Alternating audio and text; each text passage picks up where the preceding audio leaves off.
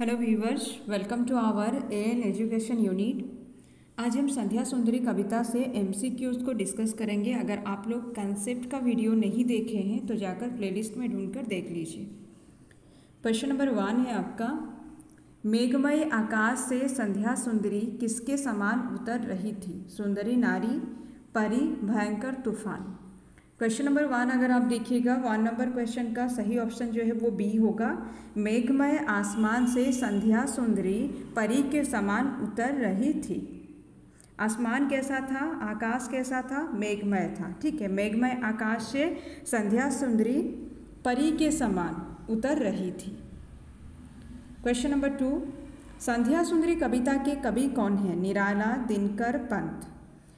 तो देखिए यहाँ पर दिनकर मतलब रामधारी सिंह दिनकर, पंत मतलब सुमित्रा नंदन पंत, निराला मतलब सूर्यकांत त्रिपाठी निराला होगा। तो 2 नंबर क्वेश्चन का सही ऑप्शन भी जो है आपका सूर्यकांत त्रिपाठी निराला ही है। 2 का ए ऑप्शन सही है। संध्या सुंदरी कविता के कवि निराला जी है, यानी कि याद रखिएगा सूर्यकांत त्रिपाठी निराला जी ने संध्या सुंदरी कविता को लिखा है। ठीक है, इंपॉर्टेंट क्वेश्चन है। कविता से कवि का नाम भी पूछता है, बहुत बार ऐसा क्वेश्चन आया है। क्वेश्चन नंबर 3, संध्या सुंदरी का अभिषेक कौन कर रहा है? एक तारा, पक्षीगण, चांद। क्वेश्चन नंबर 3 अगर आप देखिएगा इसका सही ऑप्शन ए है। संध्या सुंदरी का अभिषेक एक तारा कर रहा है। क्वेश्चन नंबर 4, संध्या सुंदरी के अधर कैसे हैं? कोमल, मधुर, पंखुड़ियों जैसे। 4 नंबर क्वेश्चन में पूछा गया आपसे कि संध्या सुंदरी के अधर कैसे हैं। यहाँ पर देखिए बी ऑप्शन इसका सही होगा। संध्या सुंदरी के अधर जो है उसके बारे में बोला गया है कि मधुर है। ठीक है, 4 का बी ऑप्शन सही है। संध्या सुंदरी के अधर मधुर हैं। क्वेश्चन नंबर 5,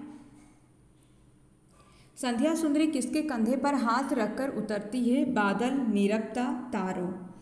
5 नंबर क्वेश्चन अगर आप देखिएगा 5 का सही ऑप्शन जो है बी होगा। संध्या सुंदरी सखी नीरवता के कंधे पर हाथ रखकर उतरती है। ठीक है, इससे इस बार 3rd RST में क्वेश्चन पूछा गया था। इंपॉर्टेंट क्वेश्चन है ये, याद रखिएगा। संध्या सुंदरी सखी नीरवता यानी कि उसके सखी कौन है? नीरवता। नीरवता के कंधे पर हाथ रखकर वो आसमान से नीचे उतर रही है। क्वेश्चन नंबर 6, कवि का अनुराग कब बढ़ जाता है? संध्या समय में, अर्धरात्रि में, प्रातः काल में। 6 नंबर क्वेश्चन अगर आप देखिएगा 6 का बी ऑप्शन आपका सही होगा। अर्धरात्रि में कवि का अनुराग जो है बढ़ जाता है। क्वेश्चन नंबर 7, कवि कंठ से कौन सा राग निकलता है? सोरठ, मुदुल, विहाग राग। देखिए कवि कंठ से कौन सा राग निकलता है, इसमें ऑप्शन से आपका दिया है सोरठ, दूसरा ऑप्शन है मृदुल, तीसरा ऑप्शन है विहाग राग। 7 का आपका सही ऑप्शन जो है सी होगा। कवि कंठ से विहाग राग निकलता है। क्वेश्चन नंबर 8, संध्या सुंदरी के आगमन से कौन सा शब्द गूंज उठता है? संगीत, चुप चुप, रुनझुन। तो देखिए संध्या सुंदरी के आगमन से चुप चुप शब्द गूंज उठता है। ठीक है, संध्या सुंदरी के आगमन से। क्वेश्चन नंबर 9, अर्धरात्रि की निश्चलता में किसका अनुराग बढ़ जाता है? कवि का, संसार का, विरही व्यक्ति का। 9 नंबर क्वेश्चन अगर आप देखिएगा 9 का ए ऑप्शन सही होगा। अर्धरात्रि के निश्चलता में कवि का अनुराग बढ़ जाता है। इंपॉर्टेंट क्वेश्चन ये भी है। क्वेश्चन नंबर 10, संध्या सुंदरी कहाँ से उतर रही है? मेघमय आसमान से, गगन मंडल से, अस्तांचल से। तो याद रखिए मेघमय आसमान से संध्या सुंदरी उतर रही है। 10 का ए ऑप्शन सही है। कविता का पंक्ति से ये लिया गया है। क्वेश्चन नंबर 11, किसके मधुर मधुर हैं दोनों अधर? नायिका के, लेखिका के, संध्या सुंदरी के। तो देखिए किसके मधुर मधुर हैं दोनों अधर के बारे में बोला गया है। यहाँ पर संध्या सुंदरी के बारे में बोला जा रहा है कि उसके दोनों अधर जो हैं ये मधुर मधुर हैं। 11 का आपका सी ऑप्शन सही है। क्वेश्चन नंबर 12, चुप चुप चुप के द्वार चुप चुप चुप के द्वारा कवि क्या कहना चाहते हैं?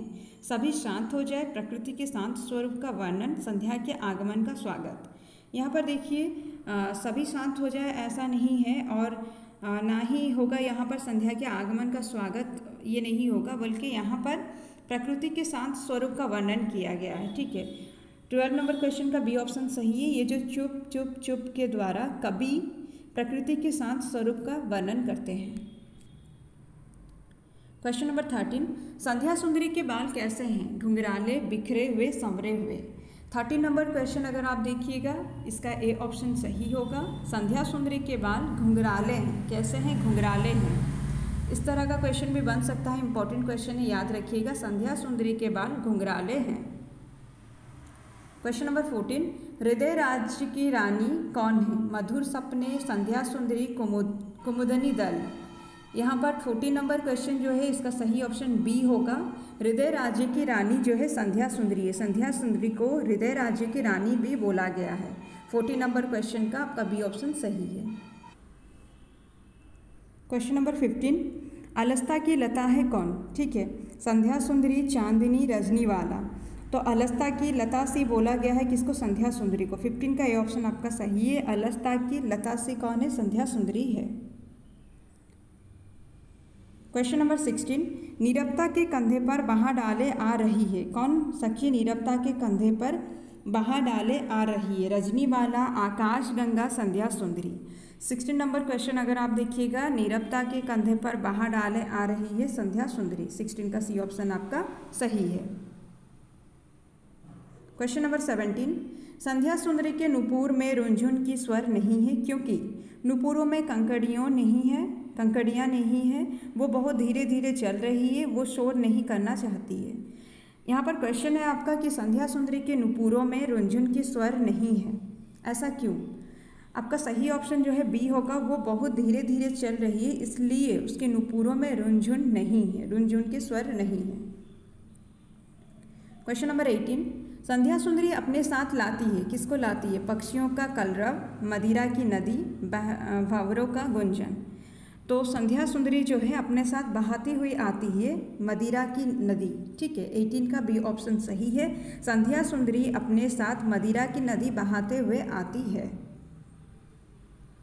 क्वेश्चन नंबर 19, संध्या सुंदरी क्या करती है? आसमान स्वच्छ करती है, जीवों को नदी की सैर कराती है, थके हुए जीवों को मदिरा पान कराती है।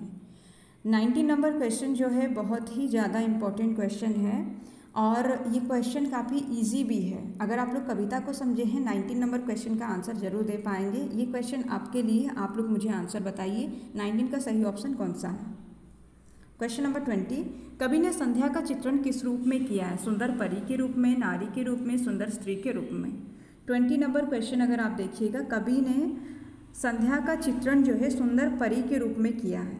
ठीक है, 20 का ए ऑप्शन आपका सही है। नारी यहाँ पर ऑप्शन है, लेकिन फिर भी परी को हम ज़्यादा सही मानेंगे क्योंकि परी शब्द का वर्णन कविता में मिलता है।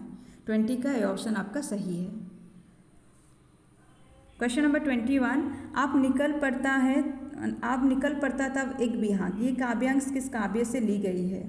बहुत दिनों के बाद, संध्या सुंदरी, प्रथम रश्मि। इंपॉर्टेंट क्वेश्चन है। अगर ये क्वेश्चन आप लोगों को ना बताकर चैप्टर अगर पूछा जाए तो आप लोग भी कंफ्यूज हो सकते हैं। 21 नंबर क्वेश्चन याद रखिए। ये संध्या सुंदरी के बारे में बोला गया कि आप निकल पड़ता तब एक विहाग, ये पंक्ति जो है ये किस काव्य से लिया गया है? ये संध्या सुंदरी से लिया गया है। 21 का बी ऑप्शन आपका सही है। क्वेश्चन नंबर 22, संध्या सुंदरी थके हुए जीवों को कैसे सपने दिखलाती है? अगणित मीठे सपने, अगणित बड़े सपने, साकार होने वाले सपने। 22 नंबर क्वेश्चन में दिया गया आपका कि संध्या सुंदरी थके हुए जीवों को कैसे सपने दिखलाती है, तो वो किस तरह का सपने दिखलाती है? अगणित मीठे सपने दिखलाती है। 22 का ए ऑप्शन आपका सही है। यहीं तक था आपका जो संध्या सुंदरी कविता से जितना भी इनसाइड एमसीक्यूज बन सकता था वो सारा को इसमें ले लिया गया है। उम्मीद है आप लोगों को समझ में आया होगा। कंसेप्ट का वीडियो मतलब व्याख्या का वीडियो पहले दे दिया गया है, उसके बाद में ये एमसीक्यूज को हम दे रहे हैं। आपका जहाँ पर जो भी डाउट है आप लोग उसको क्लियर कीजिए, मल्टीपल टाइम रिवीजन कीजिए, क्योंकि ये टाइम है जब आप लोग रिलैक्स होकर पढ़ सकते हैं। एक बार डेट शीट आने के बाद जब आप पढ़ते हैं ना, प्रेशर में पढ़ते हैं, और प्रेशर में हम जब पढ़ते हैं बहुत टेंशन में रहने के कारण हर चीज़ हमें सही तरह से याद नहीं रहता है। लेकिन अगर आप लोग अभी पढ़ते हैं, रिलैक्स होकर पढ़िएगा तो आपको अच्छे से याद रहेगा। समझ कर पढ़ेंगे आप लोग के पास में अभी टाइम है, इसलिए टाइम को बिल्कुल भी वेस्ट नहीं कीजिए। ये मत सोचिए एग्ज़ाम आज होगा, कल होगा या बहुत लेट में होगा।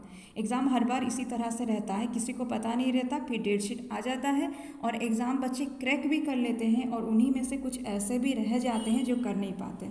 तो मैं आप लोगों से यही कहूँगी, आप उन लोगों में शामिल होइए जो एग्ज़ाम क्रैक कर चुके हैं या कर लेंगे। ऐसा ना हो कि अपनी तरफ से कोई कमी रहेगा और बाद में आप लोग अफसोस करें।